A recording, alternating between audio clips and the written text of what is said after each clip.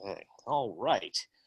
Good evening, everybody. Welcome from far and wide to this virtual presentation from the Museum of the Southern Jewish Experience here in New Orleans, where we are hunkering down, or we will be hunkering down tomorrow with a storm coming, but not before we celebrate our Saints' victory of late, just a few minutes ago. So, who dat? Yeah, you gotta mute yourself now if you're from Tampa. We love you. Florida is one of our states. We tell the Jewish history of 13 southern states.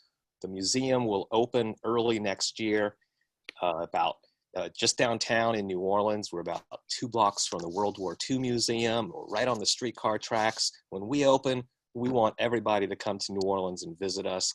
This museum is about you.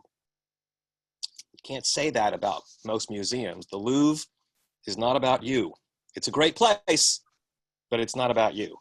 But this museum is going to be about you. And so we want you to think of it as your museum. We want you to participate. We want you to be a part of it. We have all kinds of ways for you to do that. One of them is to participate in programs like this. And so I'm very excited to introduce our speaker tonight, or our conversationalist tonight, Deborah Lamensdorf Jacobs, who is a board member of the Museum of the Southern Jewish Experience and grew up in the Mississippi Delta. And she's gonna tell us a little bit about the history of the Delta, but also mostly about her own experiences. And then we'll get to do a little chatting at the end, maybe ask some questions and answer some questions and hear a little bit more about the museum. So Deborah, I'm going to spotlight you and I'm going to let you say hello to everybody.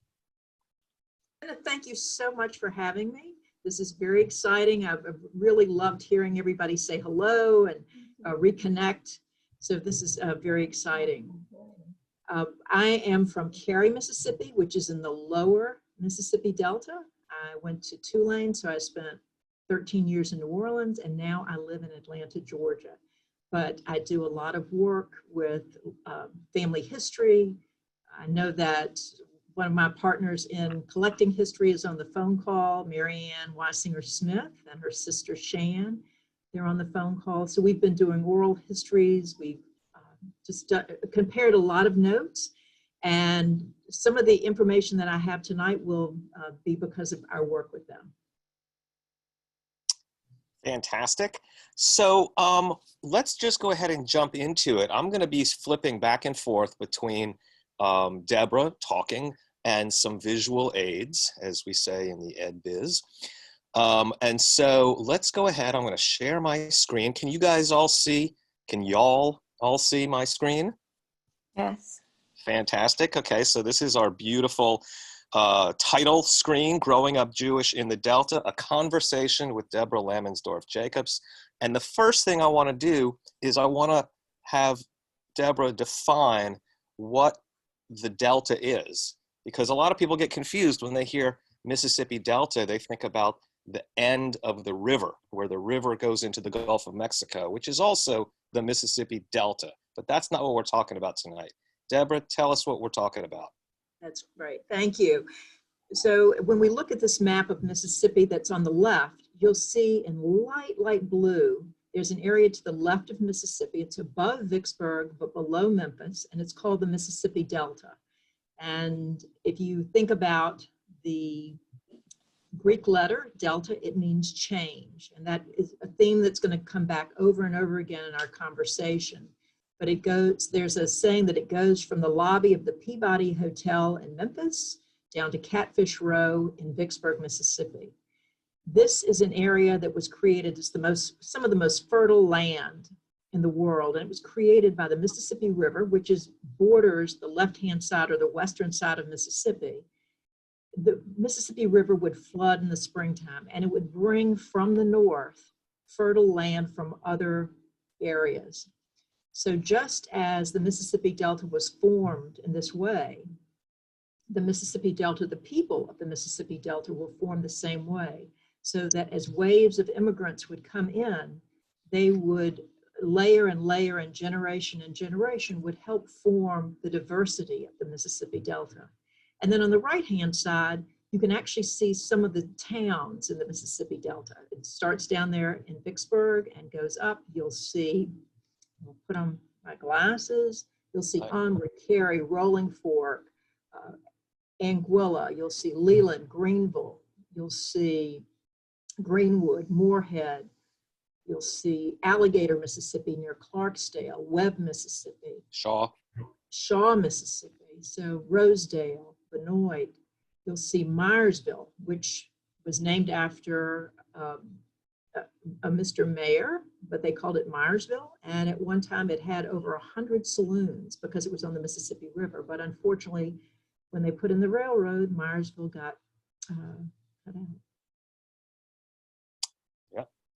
All right. So, so we've got this wonderful fertile area, fertile land. And of course, what do you do when you have fertile land is you like to grow things. And so the Delta gets famous for what agricultural product?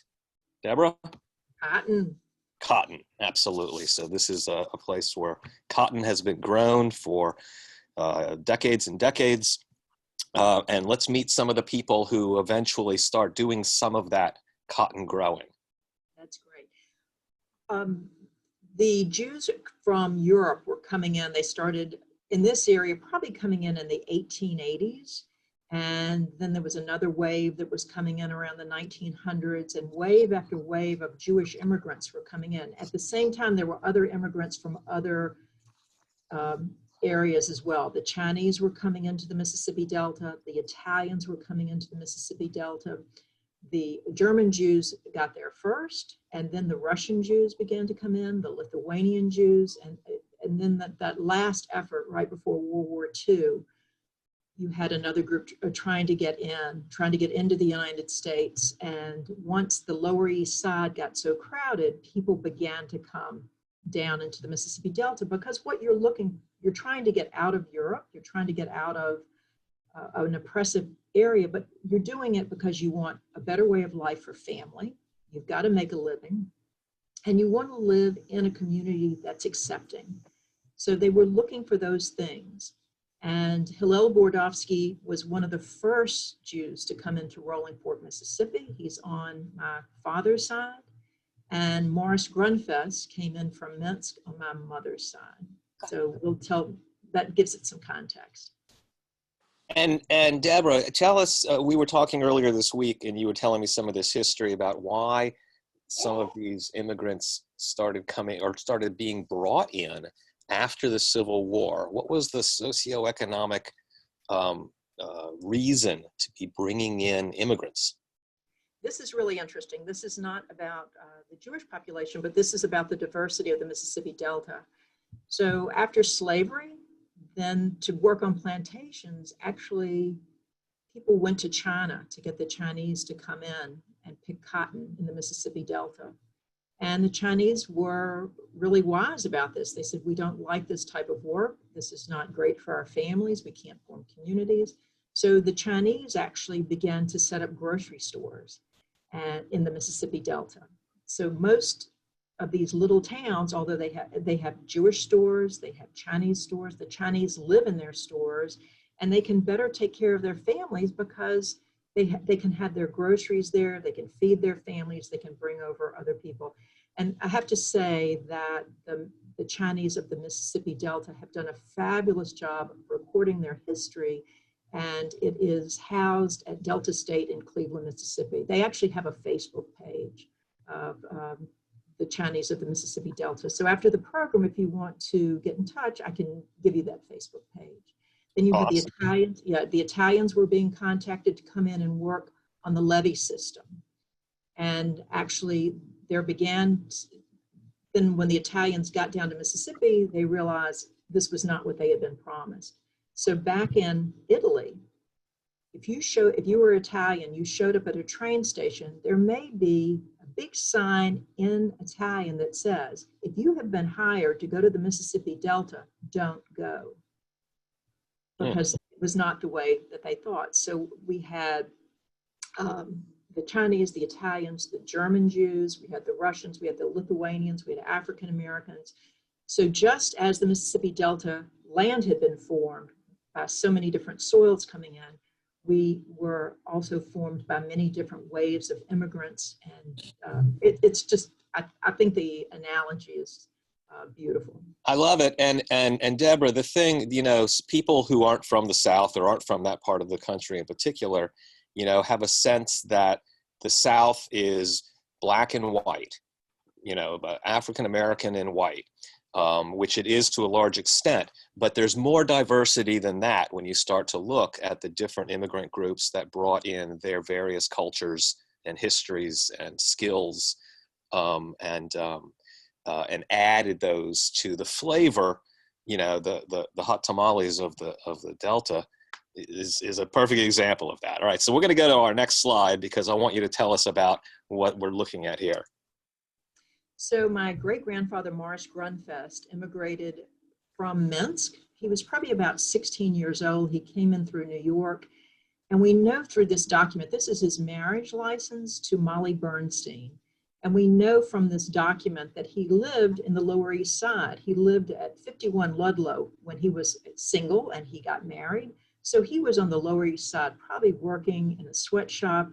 He is trying to learn the language. He's trying to learn about things. And on the reverse side of this marriage document, you see that he signs his name as the groom. And it's very basic. It's how a third grader would write cursive, but he's learning how to write English. Molly writes her name in Yiddish, which is a language that is a combination of German and Hebrew, but it's a lower form, but a lot of people communicated in Yiddish, and probably the Lower East Side. But of course, English is written left to right. This Yiddish is written right to left. So that's what's really remarkable about when you go back and study documents, how much you can find out. Awesome.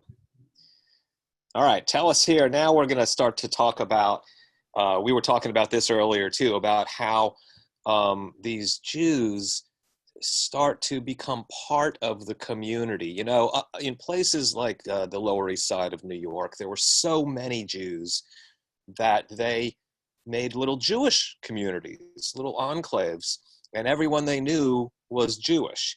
And they went down the street and there were kosher butchers and there was a shul or, you know, a synagogue for them to go to right there. This wasn't like that, was it? This was a different kind of immigrant experience. And talk to us a little about that. So the immigrants in the lower Delta or in the Mississippi Delta really had to form communities, and everyone had a synergy within the community. So there weren't, to a great extent, everybody was already could be joined into the community. You could be a shop owner and have customers. You could go to the schools. You would have friends that had been there for a long time. Maybe you had friends that had been there since the early 1800s, and they had had more of a Civil War experience. So everybody was together. In this photograph, this is in Rolling Fork, Mississippi. It's in 1897. This is Hillel Bordovsky's children are in this photograph. And on the right-hand border, there's a girl that has on a jumper. It's a white jumper. Her name is Jenny Bordovsky, and a little later we're going to see a newspaper clipping. But there are the Orendorfs that are in this. There are who are a Jewish family, the Bordovskys who are a Jewish family. So they're in the school. Everybody's connected. Everybody is going to school together and being friendly, and their parents are probably doing business together. All right. So now what's going on here? So this is another example of everyone gathering together. We're guessing that this is the Cary, Mississippi, and this is the train depot. And evidently there is something grand going on that everyone has dressed up for. So the Grunfest got to Cary, Mississippi probably around 1900, and here already in 1909, they're here with other people in the community, and they're all dressed up for this gala. Everyone has a little pin, a little flag. There's some sort of celebration that they're there for. So the Flanagans are there with the Grunfest, that are there with the Powers, that are there with the Dardens. So there are a number of different older families and new immigrant families who are here and they're celebrating together. And then the girl in the white jumper from the school, this is a write-up about her, and this is very floral, and the language is quite funny. But when she gets married to Michael Lammensdorf, the Deer Creek Pilot runs a big social article about these, the most brilliant and beautiful social event of the year was the marriage uniting two popular and prominent young people of this, it's very floral, and they're being noticed, they're being recognized, they're being included into the business and some social parts. Okay, now we're getting into a little bit of politics here. Right, and so we had a governor that was elected from Rolling Fork, Mississippi, Fielding Wright, and these were his colonels that marched with him during his inauguration as they marched down in Jackson, Mississippi, as they walked down to the Capitol. And these are the people that helped him get elected. They went and campaigned for him. So Mayor Sam Rosenthal is in this picture. Sam Lammensdorf's in this picture. Jack Grunfest is in this picture. So a number of Jewish people had already become not only a part of this, but they actually helped others. They helped people get elected. They helped banks. They helped other churches and a number of different things. So they were really integrated into and recognized and thanked for what they were doing. But Sam Rosenthal, who's in this picture, was mayor of Rolling Fork for 45 years. He's probably one of the longest serving mayors in the United States. I think he stopped being mayor back in 1969.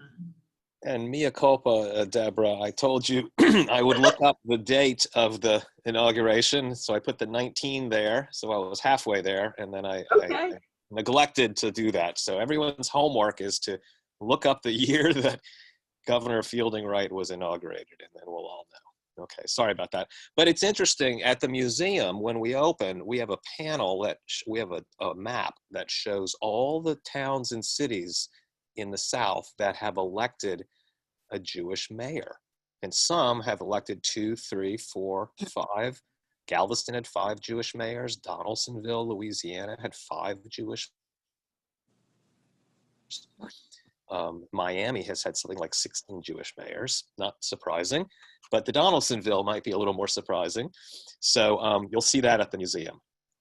All right, now we have a big exhibit about merchants, because so many Southern Jews in the Delta and throughout the South started out either as peddlers or as store owners. And so let's talk a little bit about your family and what they did in retail. That's great. So when Morris Grunfest came down into the Mississippi Delta, he was a peddler. So he probably spoke broken English. He's learning English. He's walking around with a pack on his back. He has at least 4 children.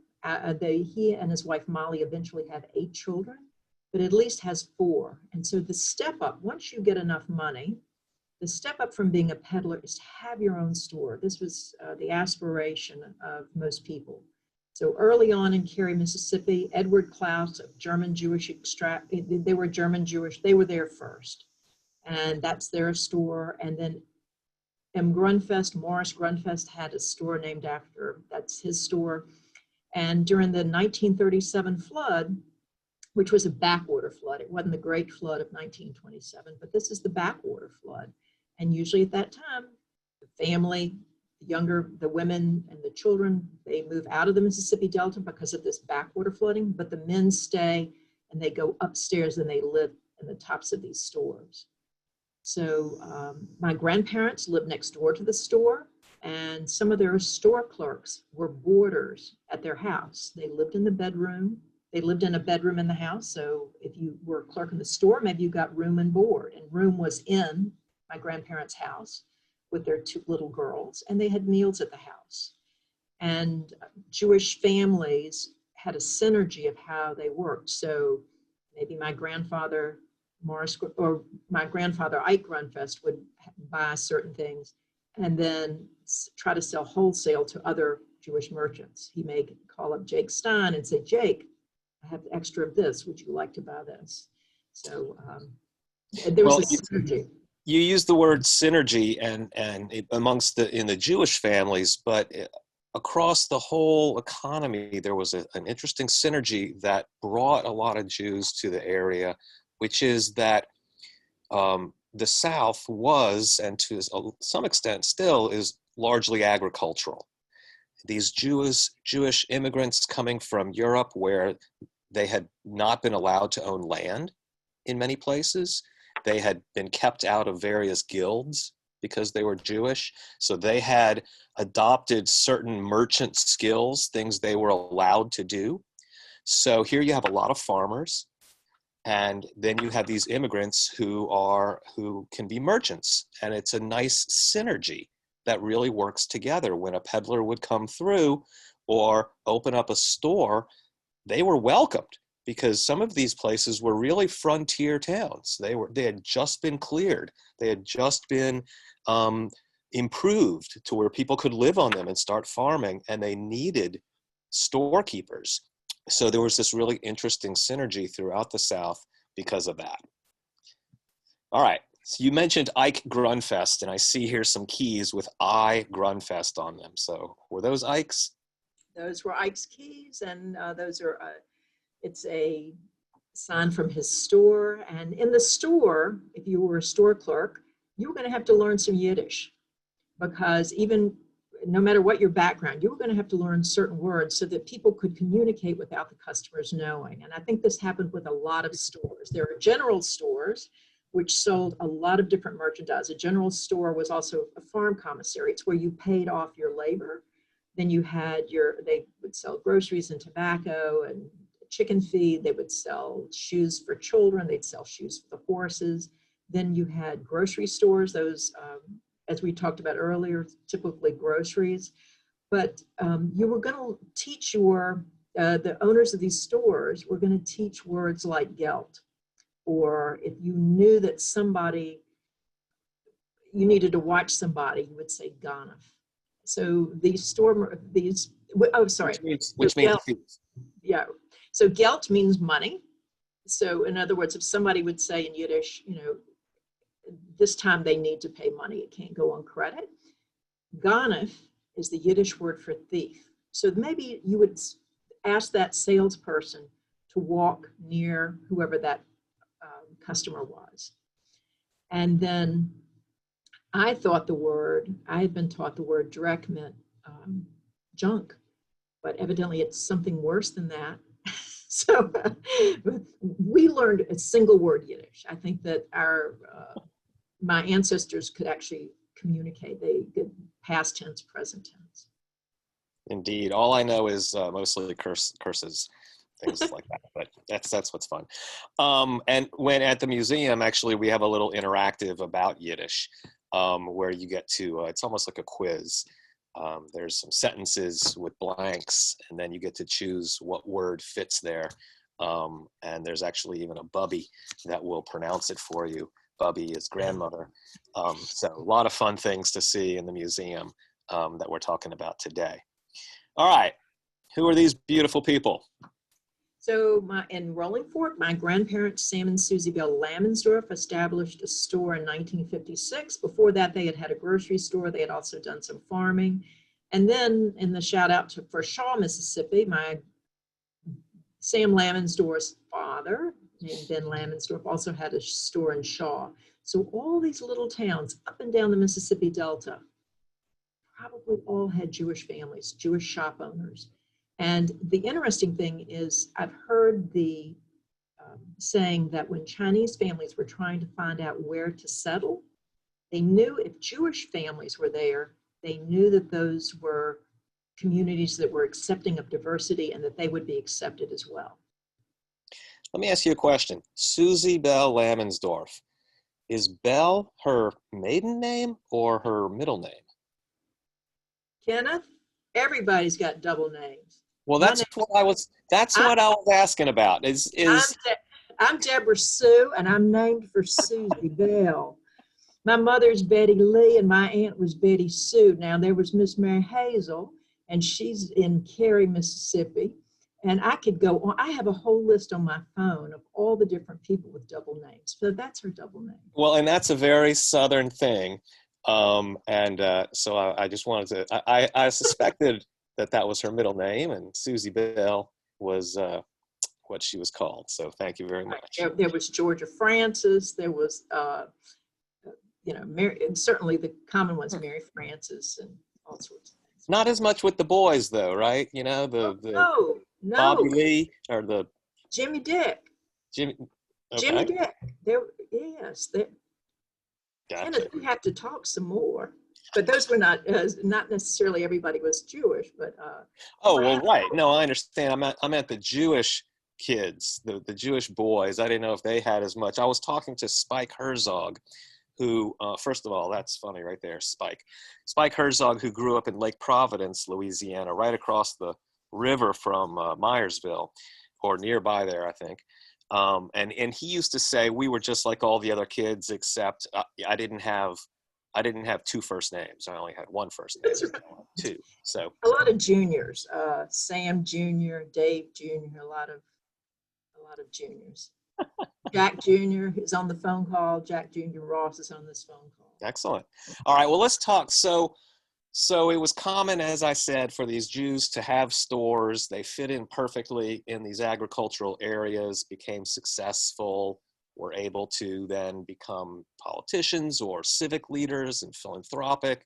That was throughout most of the South. But in the Delta, in particular, there were these other opportunities after you had made a little bit of money, maybe in retail. And so let's talk about cotton. So, of course, we're in the Mississippi Delta, the most fertile area in the world, and cotton became more and more popular as it became more mechanized, as you had cotton gins, as you had cotton pickers that could pick more, as you had defoliants, you had improvement in seed. So in 1919, my great-grandfather Morris Grunfest was able to buy his first piece of cotton land. So if you do the math, and my brother still farms that land, if you do the math, that land has been farmed continuously by the family for 101 years. What we're looking here on the left is a bowl of cotton with a cotton field behind it. That was taken by my nephew Gaines. And then on the right, this is probably from the 1960s. This is what it looked like when it was ginning season. These cotton trailers would come up to the cotton gin, and this had been picked, it had been dumped into these trailers, and now it was coming into the gin. So slowly but surely, my family got out of the general store business, and increasingly with each generation became more focused on farming and became upgraded the gin, upgraded the equipment, and a lot of Jewish families were involved in farming. You had Jack Grunfest, Bill Klaus, Henry Klein, Mickey Klein, Abe and Charles Klein. Up in Clarksdale, Harold Brownstein had Rose Seed Company. Cotton brokerage, there were the Loebs from Montgomery, there were the Hohenbergs from Memphis, there was the Hollandale oil mill that Miss Camille Sankstone, she was high up in that organization. She would she would loan money on the crop to people. So it was quite the Jewish thing to be involved. And if you weren't involved in cotton, you certainly were affected. The economy was affected. So right now, you're talking about Hurricane Sally coming into New Orleans. Everyone in the Mississippi Delta knows what that hurricane map looks like, because you've got cotton that is on, it's on the plant right now. You've got pecans that are up in the trees. That wind comes through and knocks everything on the ground, and you're done for the year. You can't pick it up off the ground. So I think we talked, was I cognizant of what was happening in the cotton business? And we all, I know several people on the call or families are in the cotton business. All right. Now, so what are we looking at here? So on the left is actually Pearl Plantation, which was started by Ben Pearl and Henry Klein. Both were involved with that. But this is a drone view. So this is up above, and anybody who knows Onward, Mississippi, this is looking over the Onward store, back over Deer Creek, and that white is a solid field of cotton. It gives you a feel of what it looks like covered in cotton. It also gives you a feel of how flat the Mississippi Delta is. And then on the right-hand side is the Grunfest and Klaus gin. Right now, instead of cotton trailers coming, these round bales, this has just been picked out of the field, and instead of coming in cotton trailers, it now comes in a round bale that is ready to be ginned, and it's covered so that it can't be rained on and affect the quality of the cotton. Tell us what that means to gin cotton. What is that? So some people are probably familiar with Eli Whitney, and actually I have some cotton here. So this is what cotton looks like before it has, that's probably in the round bale. It's like this, and it has sticks and parts of the plant. You can feel cotton seeds inside of it. And when you go through the gin, you separate the cotton seed from that, and then you take the moisture out. So it's a much fluffier and nicer condition. And it's put into a bale that weighs somewhere between 480 and 500 pounds. And those bales are shipped out all over the world. They're sold all over the world. If someone calls and wants to make certain sheets, or they want to make, a mill knows that they have a need for a certain type of cotton, they can call Staple Cotton and order that sort of cotton. But that's what a cotton gin does, is it makes the cotton so that it's ready to be actually shipped to the owner of the cotton. Very good. And your family's cotton goes all over the world, right? Exactly. We sell our cotton to a company called Staple Cotton, and it is a co-op, so that the planters who sell into the co-op, they know that they're going to get the best price, that there is no middleman. The co-op takes in the orders. So someone needs cotton in China of a certain quality, someone needs cotton in Turkey in a certain, or a mill up in North Carolina, Burlington wants to make, or Haynes wants to make undershirts, socks, underwear. So it's amazing when you stand in the gin and you realize that every bale that goes there is going to go make clothes somewhere all over the world. Well, let's, our last little portion of this is really key, I think, to what the museum is all about. And it is about, what does it mean to be, specifically to be Jewish in the Delta and in writ large in the South? Is it different from being Jewish in other places? How is it different from being Southern, wherever you may have grown up?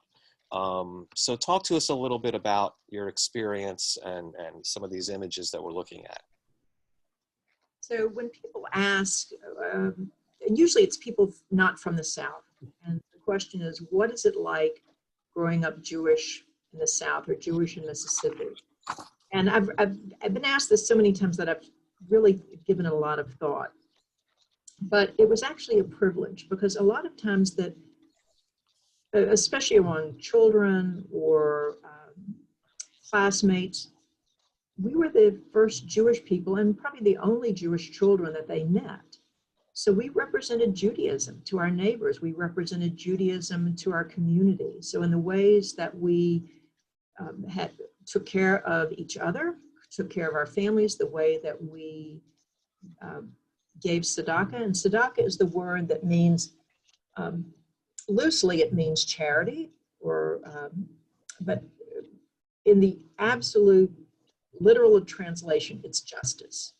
So that when the Cary Christian Health Center wanted to be founded, they would come and we would fund or help establish the Cary Christian Health Center. We would give an organ to the Baptist Church. it was very essential that these communities were strong. So on the left-hand side, you're going to see Bill Aaron did a depiction of what it must be like to be in the Mississippi Delta. He calls this picture Shabbat cotton. And they're the Shabbos candles, or the Shabbat candles that are lit on Friday night.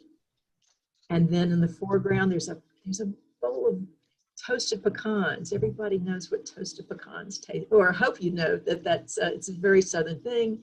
There are two challahs, which are the braided loaf that you have on Shabbat.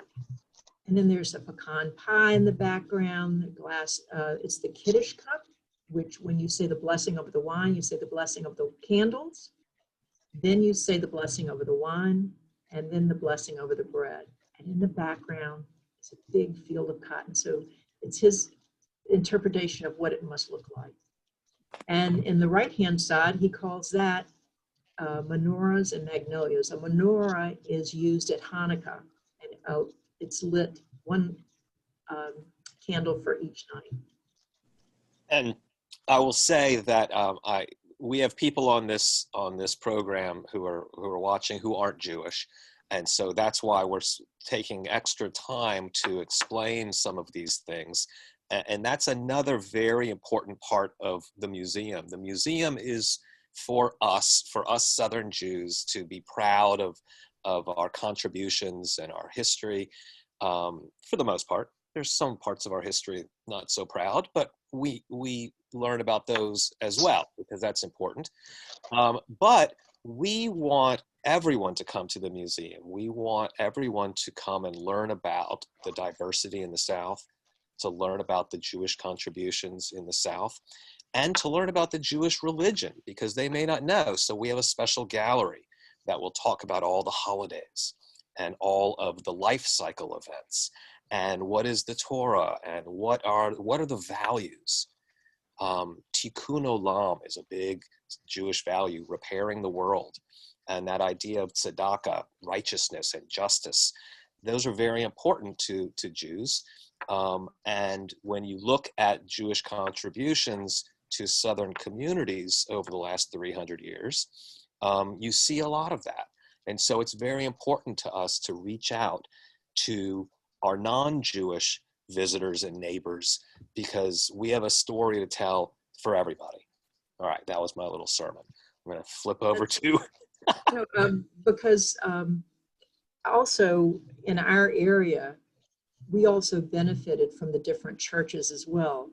So before this is the Henry Klein Memorial Temple in Rolling Fork, Mississippi, and this was built probably in the 1950s. And although it's called the Henry Klein Memorial Temple, it was erected in memory of Morris Grunfest and Sam Grunfest. Before this building was built, it was through the kindness of churches that these individuals, these Jewish families met for services. Because they were merchants, they couldn't go to Friday night services. We were equidistant between Greenville, Mississippi, an hour to the north, and Vicksburg, an hour to the south. So these merchants who stayed, the weekends were their busiest times, they couldn't close up the store and go to Greenville or to Vicksburg for Friday night services. So what they did is that they got the church to let them use their social hall so that they could meet on Sunday nights. They actually had their weekly services on Sunday night, and the rabbi from Greenville would come down and conduct services. So this is the temple in Rolling Fork, Mississippi. It's had a congregation for 40 years, and they would come and they would have refreshments afterwards. We would have community seders. So it really, there was a very strong Jewish identity. People really wanted to be together and they wanted to celebrate the holidays. We didn't have the organizations that the big cities had. We didn't have a Jewish community center. We didn't have the women's organizations and the men's organizations. What we had was we made ourselves. We did these things ourselves. All right. Aha. Here's some fine looking young people. Laura, you see yourself, and Kathy, you see yourself, and there are people on the call who are in this picture. Well, there we go. There's somebody right there. That's me. That's you. So to growing up, my parents really wanted us to have a Jewish identity and be with other Jewish kids. And when I first started going away for a month, earlier I went to a little local camps, but when I started going away to camp for a month, I started going to up in Missouri it was called Wakanda at the time. Those of you who live in the St. Louis area now know it as Sabra, Camp Sabra, which is run by the St. Louis Jewish Community Center. But we got our own camp. Henry S. Jacobs Camp was established, and we knew we in Vicksburg were the closest congregation. And this is the first session that had ever opened. And there we are, we're the pioneers. We said, we're going to go, even though there's not a lot of facilities and not a lot of activities, and it's not as well developed as it is now. Now it's just really a legend. People from Georgia now go back to Henry S. Jacobs. People send their children. But well, we have Deborah. We have a little panel exhibit in the museum about the importance of summer camps, and there are Jewish summer camps throughout the South. Green Family Camp in Texas, and Blue Star in North Carolina, and Barney in Coleman, Georgia, and they're throughout. And one of the ways we wanted to demonstrate how important these camps were was we asked people who were camp sweethearts when they were teenagers and then later married those camp sweethearts to send us pictures of themselves at camp and then at their wedding. And we paired them together, and we're gonna show those at the museum. And it really shows how, particularly some of these folks from small towns, this was how they met other Jewish kids. And the camp experience gave them a chance to meet these people, oftentimes either fall in love romantically or fall in love in a lifelong friendship way, and maintain their Jewish identity, grow up, have kids, raise them Jewish, send them to camp. So it's really a wonderful way to maintain Jewish identity throughout the South. All right, now we get closer to the present. Look at these beautiful people. So again, Bill Aaron, he's a photographer from Los Angeles, and he wanted to do a book on Jews of the South. And he thought, or someone convinced him, let's do a book on Jews of the South. He goes, how long is that going to take? 1 year? I'll be done in a year. That's where there's just not going to be anybody there. And after 10 years, he didn't even get to Georgia. I don't know if he got to Alabama. He finally had to stop and publish the book. So we have some personal images, our family does, of Bill Aaron, and he wanted to take us in the cotton field. And my brother, Mike, is on the left. He still farms our family farm in Mississippi. His wife, Mary Jane, my parents, Ben Lammensdorf, who was named for his grandfather, Ben Lammensdorf, and my mother, Betty Lee, and my husband, Lou, and myself.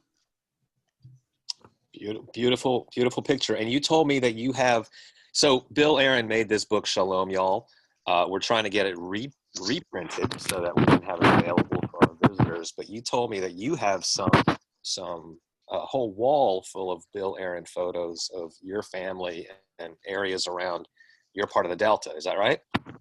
Right. So when he came to Atlanta one time, I said, please bring the negatives. I'd like to look through our personal images.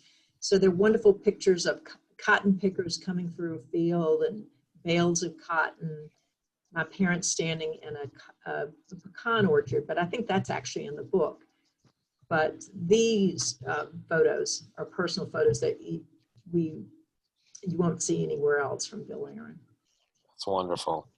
All right, now this is our final thing before we open it up to some questions. Tell us what we're looking at. We had a family reunion, and I realized that we didn't have much in the way of physical history. We didn't have Kiddush cups. We didn't have that belonged to certain people. And I became very frustrated that we didn't have anything from my great-grandparents. We didn't have things from our grandparents that had religious significance. And I thought, wait, we do have that first piece of land that my great-grandfather had. Why don't, and I ran the idea by my father. I said, can you gin the cotton just from that first piece of land?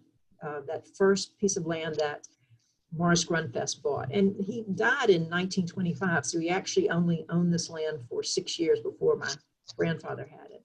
So my father said, sure, we'll try that. And then I had to have it spun into yarn. So I had to find somebody up in North Carolina who had a mill. This was the hardest part, is finding somebody who could spin the cotton, this raw cotton. We sent him a bale of cotton. We sent him 500 pounds. And then we had this yarn. And then luckily there was a woman at the time in Atlanta who was making tallises on her loom. So there's a theme and a pattern here.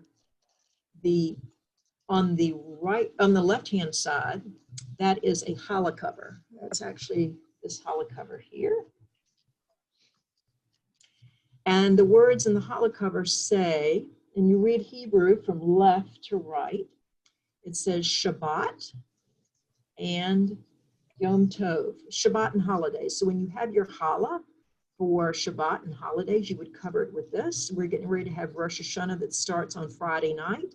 We will be using this Delta Jews cotton. Then also, we use symbolically put in different layers. This is different layers of the Mississippi Delta, the land that comes through, also the different generations. There's a chevron here. This represents the Mississippi River. It also represents movement and change, because people were always moving in or out of the area, the changing.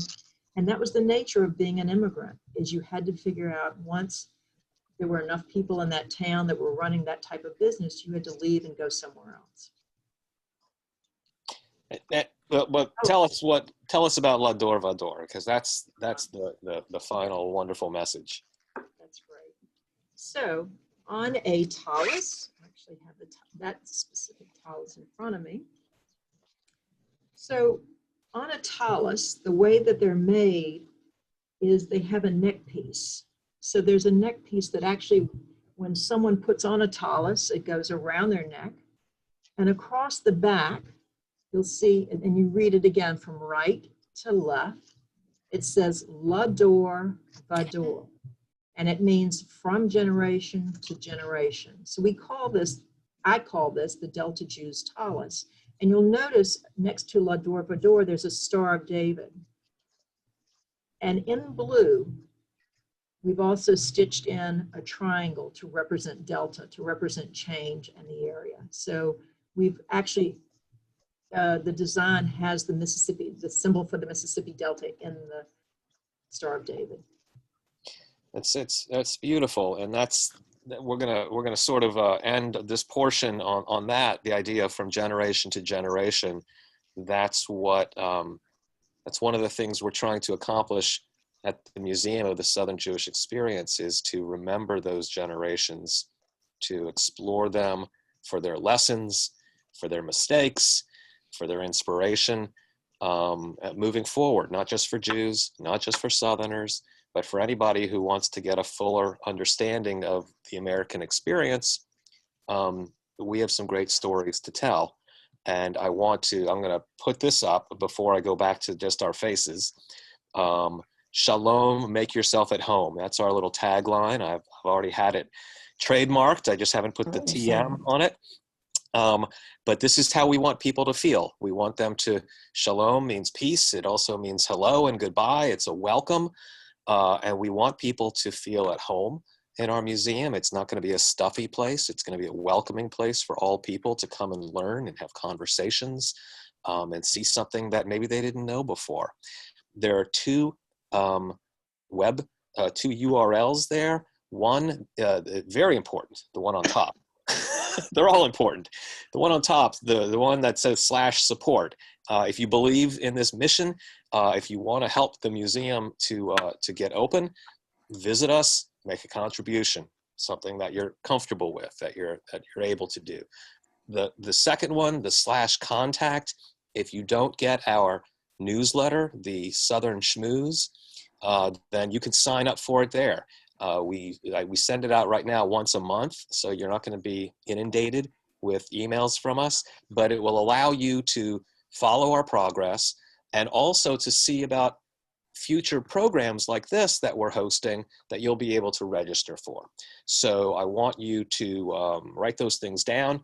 And I will say before I go off this screen, this program will be up on YouTube in a couple of days. There's a storm coming, so it might be a couple of 4 days.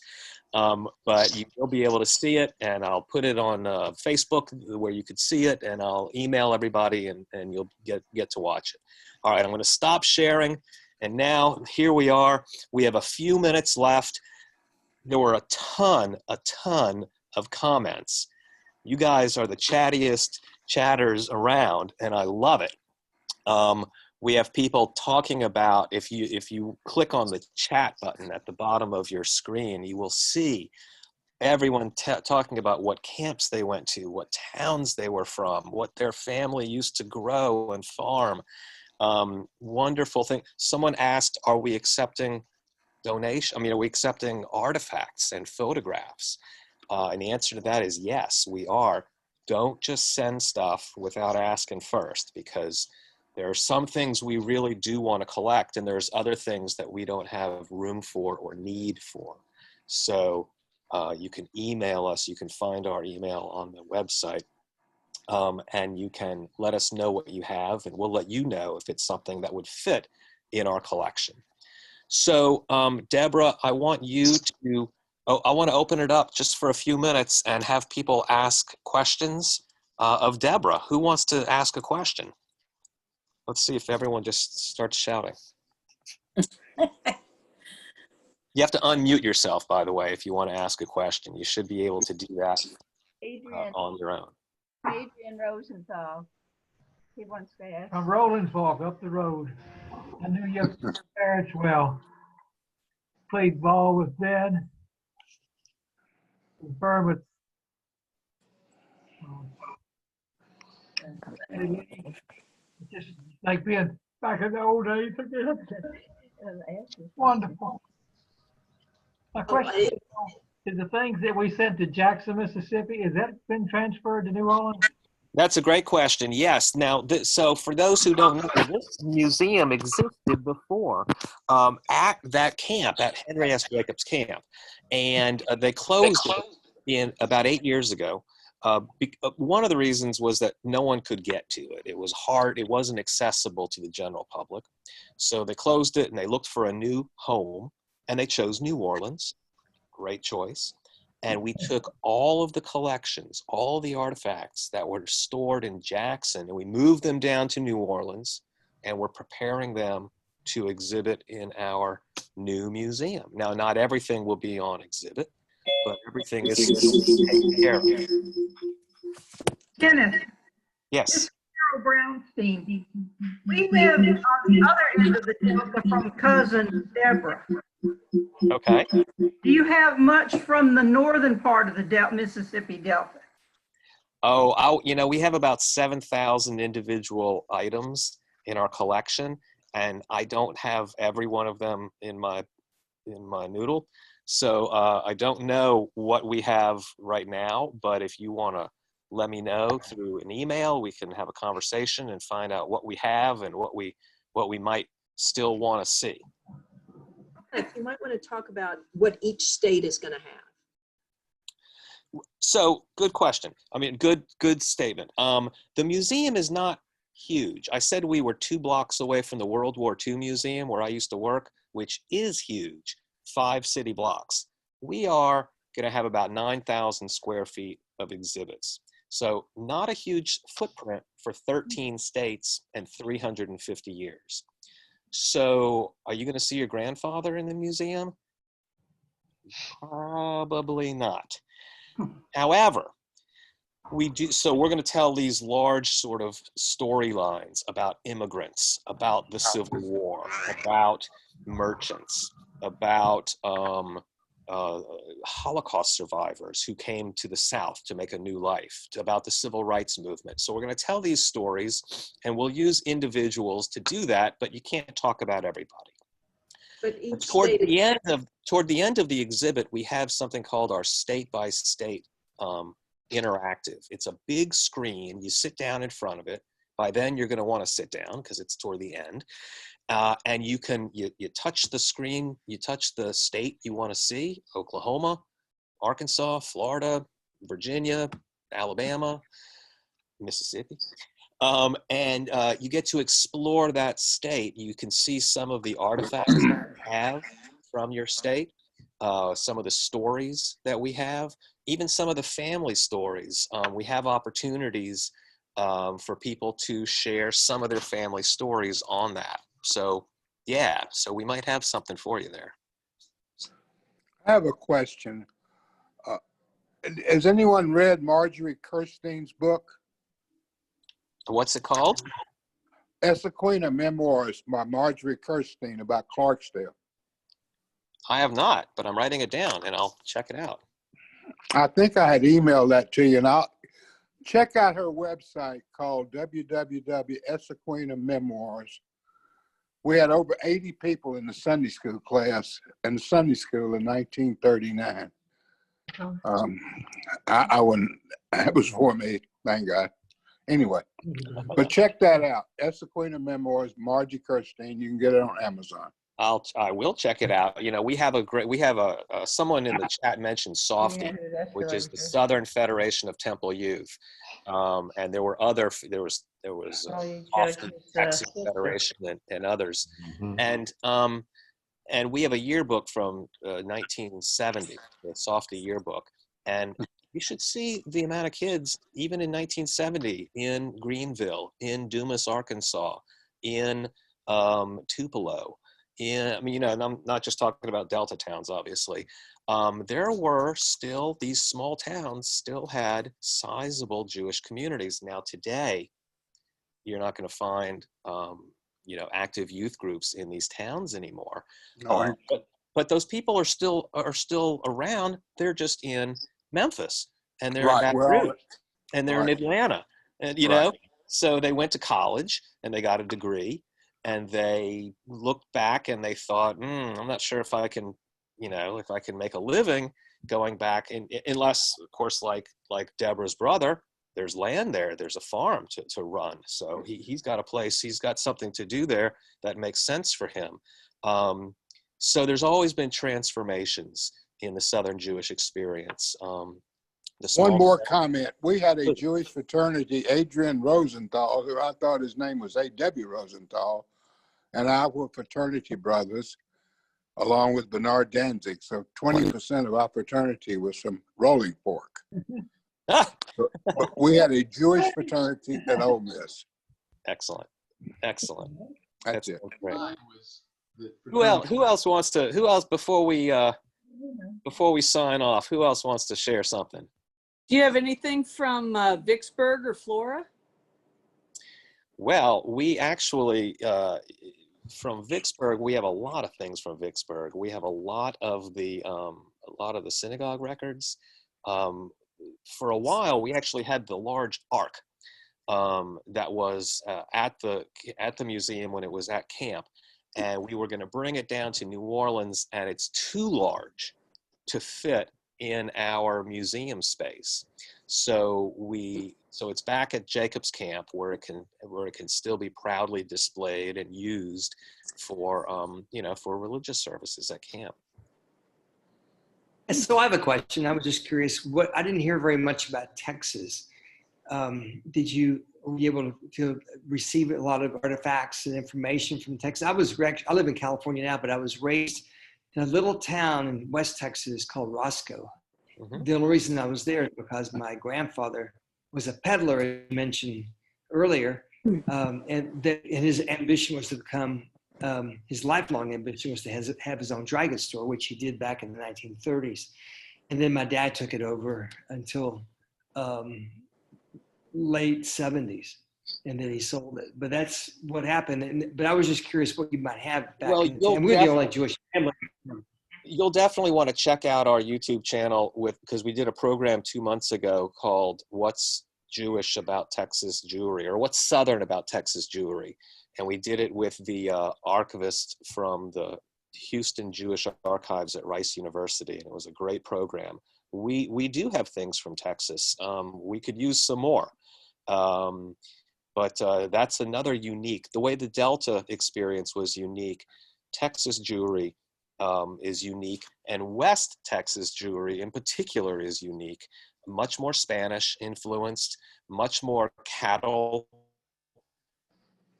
influenced than the cotton, that you see grown in the Delta. You had Jews that went into ranching, and of course oil. So there are many Southern Jewish experiences, and when you come to the museum, you'll get to see them all. So we're gonna cut it off now because we're Susan Moore keeps raising up. Greenville has a wonderful museum in our temple. Lindsay Nelson has done a beautiful job with that. Right, Yeah. right. Okay. Hold on, y'all. Susan Board wants to say something. Susan, you got to talk a little louder. I want to make sure that everybody has a chance to get a copy of Shalom Y'all with all the wonderful pictures that Deborah was talking about. I think it's going to be in a second publishing. Is that correct, Kenneth? Well, it is out of print, and you can buy them used. You can find them on eBay and on Amazon used. But we are endeavoring to have the book reprinted. We'll see. We'll see. Well, everybody, thank y'all so much. Please be a part of this museum in some way. Follow us. Come to these programs. Support us if you are able. And definitely come visit us once we open next year. And Deborah, thank you for your time and your stories. Thank you. Thank you, I so appreciate it. Thank you for having me. All right. Bye, everybody. Can we Shalom. stick on Zoom and have a little talk? I gotta end it now. Oh, because it's the time limit is over? That's right. Take Sorry. care. It's a 1 hour Zoom call. Oh, Sorry. got it.